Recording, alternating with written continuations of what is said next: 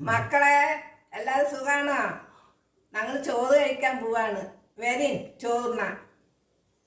ഇന്ന് എന്താന്നറിയാ ചോറില് ഒഴിച്ചു കഴിക്കാൻ? പാവയ്ക്ക നിലക്കടലക്കറി ഒഴിക്കട്ടെ? മതിയാ? പച്ചക്കായ ഉപ്പേരി.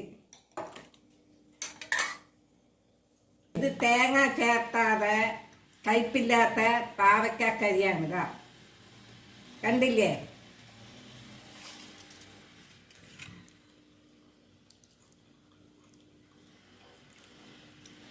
സൂപ്പറായിട്ടുണ്ട്.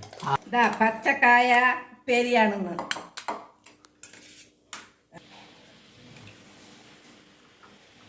ഉപ്പൊക്കെ മതിയാ?